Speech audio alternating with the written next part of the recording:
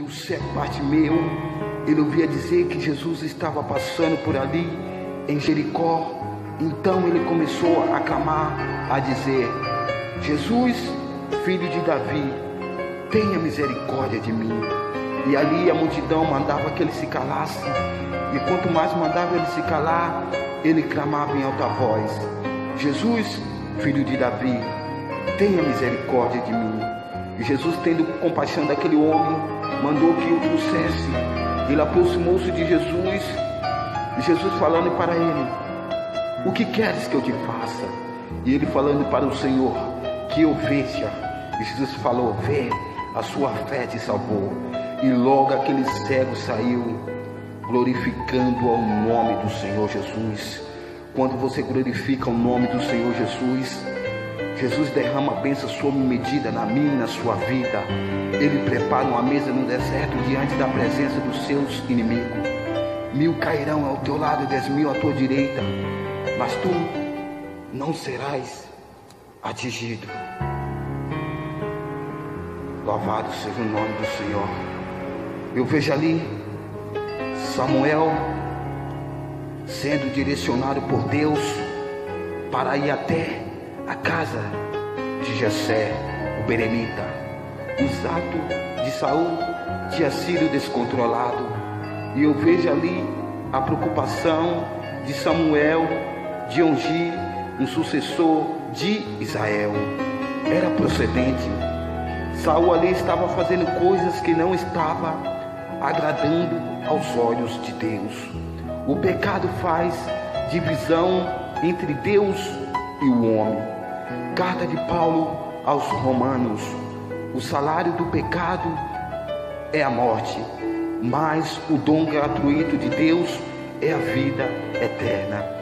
Eu me recordo muito bem quando Deus enviou o profeta Isaías para ir até a casa do rei Ezequias. Eu imagino o profeta Isaías sendo cheio da autoridade do Espírito Santo de Deus, falando assim para o rei Ezequias: põe em ordem a tua casa, porque morrerás e não viverás. Em outras proposições, a casa significa nós. Nós somos o templo de Deus. Nós não podemos deixar a vaidade mundana entrar em nosso tempo. O mundo ao qual nós estamos vivendo já é do maligno. E ali eu vejo o rei Ezequias virando o rosto para a parede, se desmanchando em lágrimas e se humilhando diante da presença do Senhor. O que se humilha é exaltado por Deus, mas aquele que se exalta é humilhado. Pessoas humildes são vencedoras. Age como águia. Antes de grandes voos, ela baixa a cabeça. Você é vaso escolhido por Deus. Deus não te esqueceu. Ele apenas está te modelando. Dizem que você está na lama, mas é da lama que vem os diamantes. Pelejarão contra ti, mas não prevalecerão contra ti, porque eu sou contigo. Assim diz o Senhor. Provação são forma de Deus te preparar para algo grande. Faz que nem a Jó, mesmo em meio à tempestade, mesmo em meio às lutas, Jó se levantou da cinza e adorou ao nome do Senhor. Não deixe que ninguém impeça você de ser um adorador. Põe Deus no início e Ele cuidará do fim. Há momento que tudo que precisamos é ficar quietinho no colo do Pai e deixar Deus agir. Segundo alguns estudiosos, tudo que se faz é aprendido. Para você ter um bom estudo, você tem que ter um bom aprendiz. Para você ter uma boa faculdade, você tem que ter um bom aprendiz. Para você ter um bom emprego, você tem que ter um bom aprendiz. Eu descobri que até o medo ele é aprendido. Para você ter noção, uma criança como nasce, ela não conhece o que é o medo. Ela coloca o dedinho dela na boca de um cachorro, ela não tem a noção do perigo. Mas com determinado tempo, ela vai crescendo e vai conhecendo o que é o medo. Tudo o que se faz é aprendido. Mas eu descobri uma coisa: a dor, ela não é aprendida. A dor só um argumento que faz eu e você se aproximar mais dos pés de Jesus. Na teoria humana, pessoas boas não merecem sofrer. Na teoria bíblica, Jó não merecia sofrer. Havia um homem na terra de Uz, cujo nome era Jó. Homem obediente, temente e fiel aos mandamentos de Deus. Certo dia, os filhos do homem estavam na presença de Deus, e junto os filhos do homem apareceu Satanás. A Bíblia nos fala que Deus perguntou para ele assim: de onde vem? E o diabo respondeu: de rodeares e vagares pela terra. E então Deus fez questão de apresentar seu servo Jó a Satanás. Será que eu e você tem essa confiança em Deus de ser apresentado quando o mundo nos oferece coisas que não agradam aos olhos de Deus?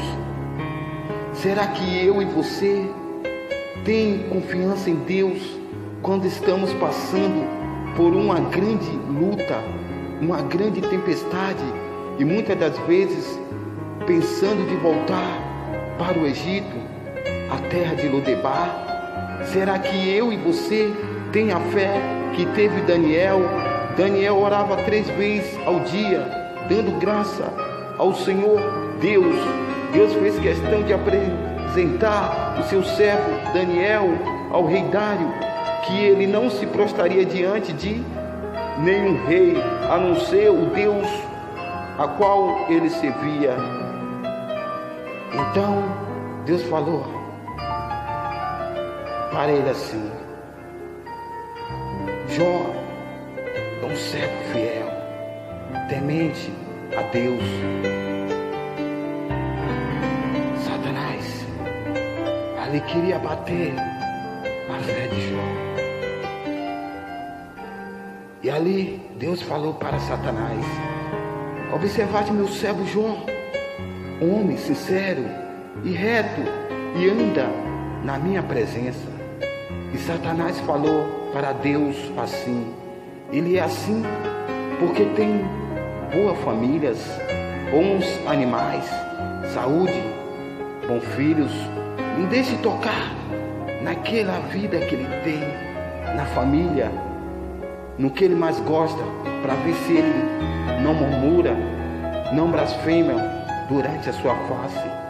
E quando blasfema na casa de Deus, aquele irmão está assim porque está fazendo coisas erradas. Aquela irmã está assim porque está em pecado, blasfema contra o Espírito Santo de Deus, blasfema contra o pregador que está administrando o Evangelho de Deus. Em vez de eu ou você criticar aquele irmão que está caído na fé, vamos ajudar ele a se levantar. Olha aquela passagem do bom samaritano. Então Deus falou assim para o diabo: então vai, só não te dou permissão de mexer na vida daquele homem. Irmão, o diabo veio para a terra com a autoridade que foi dada por Deus para tocar na vida, para mexer na vida daquele homem. Irmãos, o diabo então usou os vizinhos de Jó para roubar todos os animais que Jó tinha. E veio um mensageiro a Jó e lhe disse: Jó, roubaram todos os seus animais, somente eu escapei para te trazer as boas novas. A Bíblia nos fala que não há nenhuma resposta de Jó. Calado ele ficou, calado ele permaneceu. Há momentos, irmão, que a provação é tão grande em nossas vidas, que quando nós dobramos os nossos joelhos para falar com Deus, nada sai da nossa boca. Nós procuramos terra para pisar e muitas vezes não encontramos. Só encontramos os nossos acusadores, só planejando a nossa queda, só planejando a nossa derrota. Os acusadores de Daniel estavam ali planejando um decreto que por espaço de 30 dias ninguém adorava a nenhum Deus, a não ser ao rei Dário. Se esse decreto fosse quebrado, seria lançado na cova dos leões. Mas Deus, Ele lê o meu e o seu coração, quando da nossa boca não sai palavra alguma. Deus, Ele trabalha também no silêncio. Depois veio um vento do deserto, derrubou a casa, e dentro dessa casa 10 filhos de Jó almoçavam, 7 homens e 3 mulheres. Morreram todos os 10. E veio um mensageiro a Jó: Jó, estando teus filhos e tuas filhas comendo e bebendo vinho em casa de seu irmão primogênito, eis que um grande vento sobreveio do deserto e deu nos 4 cantos da casa, a qual caiu sobre o jovem, e morreram, e só eu escapei para te trazer as boas novas. Ah, irmão, psicologicamente essa notícia abalou a estrutura desse homem. Então Jó se levantou, raspou a sua cabeça, rasgou o seu manto e se lançou durante a cinza. Mas mesmo assim, Jó, ele não negou ao nome do Senhor Jesus. Ele não deixou de adorar ao seu Deus. E veio ali a sua esposa e falou para ele: Jó, ainda retém a sua sinceridade com Deus? Amaldiçoa esse seu Deus e morre. E Jó falou para ela: como falaste uma louca, assim fala tu, mulher. Com tudo isso, ele foi fiel até o fim. E ali Deus, Ele fez promessas grandes na vida de Jó. Nós voltamos o texto sagrado, e ali Deus, Ele concede uma criança para Ana, e ela passa a chamar o nome dessa criança Samuel. E seu esposo Elcana, ele reúne algumas pessoas em sua casa para fazer um sacrifício em agradecimento a Deus, a qual a bênção Ana tinha concedido da parte do Senhor.